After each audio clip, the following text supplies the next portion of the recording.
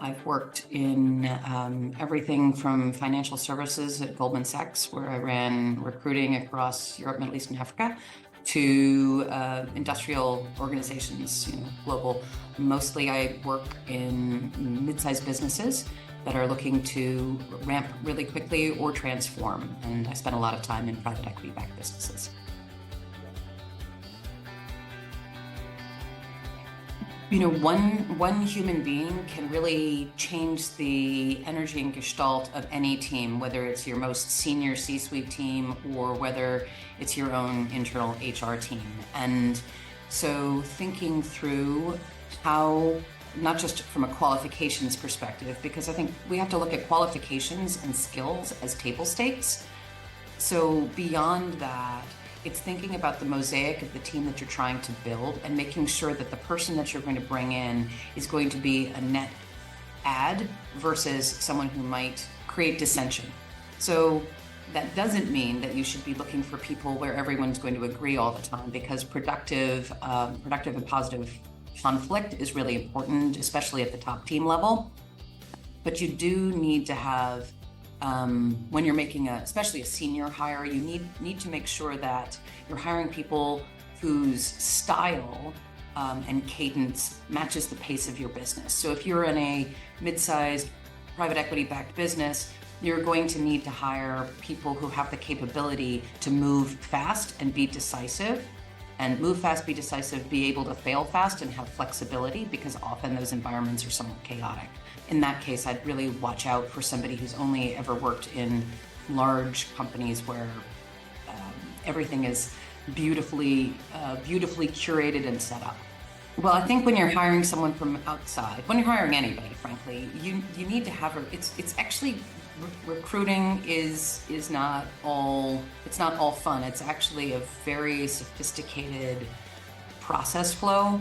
And I think one of the most important things is to make sure that your internal hiring slate is really good. There's a lot of bias when people are hiring. We like to hire people who look and sound like ourselves and we can communicate with and make us feel good in an interview, and that can end up leading you to make the wrong hire. So it's very important that you have a diverse slate of people who are doing the interviewing, and that you've actually given them training so that they understand how to do competency-based interviewing. Another thing, especially at the most senior level, or if you're hiring dev talent, things like that, use assessments. So assessments aren't a predictor of what will be, but they are a predictor of how things will show up. And I'm not talking about intelligence tests per se, like the CCAT. What I'm really talking about are things like the Hogan or TTI DNA. Things like that can really tell you what a person's values are, where their watchouts are. And that doesn't mean it's a no hire, but it's also going to help you figure out how they're going to blend into your team. And they're objective. They're objective and data backed. And I think that's the most important thing, because, again, it comes back to, I think I made an earlier comment about pace. You could have the perfect candidate, but if their drivers aren't aligned with the drivers of the leadership team, then they're not going to be successful. Or another thing to really get crystal clear on is, does everybody understand what good looks like? So you bring a new hire in, and what does good look like in 3 months, 6 months, 12 months, 24 months?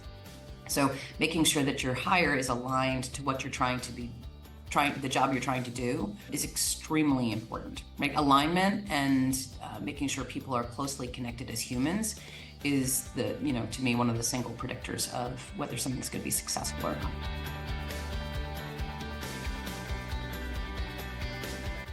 I think mistakes can be made when you have a new owner or a new leadership team or a new leader, and they don't look around them first. Look inside first, see if there is talent within that you can promote.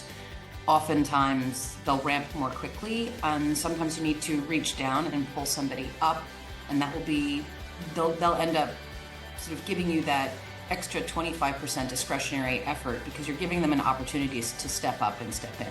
That doesn't mean that internally you're always going to have the talent, but I always want people to look inside first, and look inside and look across your business. Don't just go for the obvious, here's my direct team and who can I pull up into that role.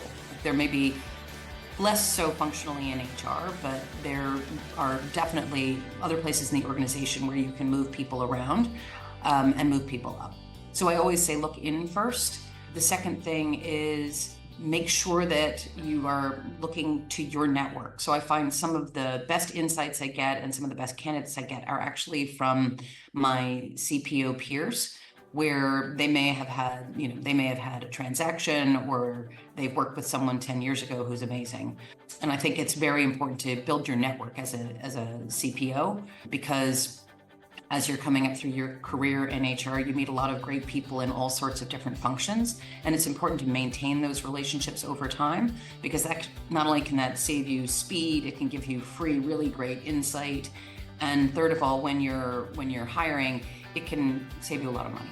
So all of those things are important.